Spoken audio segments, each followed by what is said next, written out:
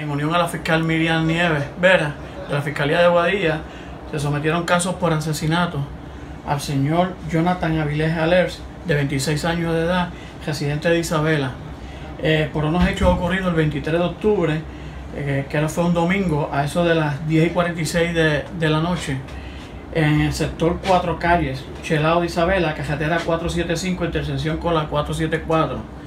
Allí fueron ultimados a disparos el joven Robinson Torres Siberio, de 22 años, y a Fernie Luciano Ramos, de 19.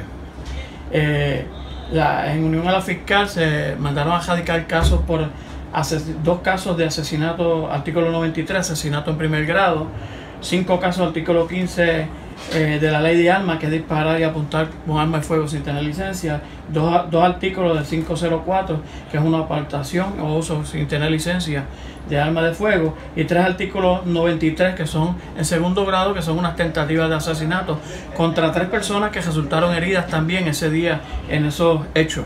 Resultaron heridos el señor Jorge Luis Peyot Valle, de 18 años, Anthony Avilés Guzmán, de 23, y Joel Esponja Rodríguez, de 19.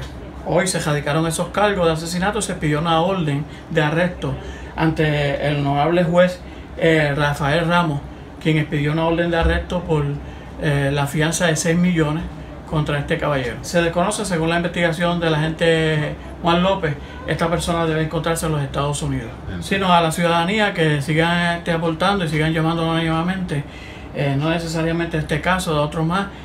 Si alguien sabe el paradero de este joven, si está fuera de Estados Unidos, que nos lo hagan saber, que nosotros, pues la unidad de agentes especiales hará su trabajo y lo podemos coger.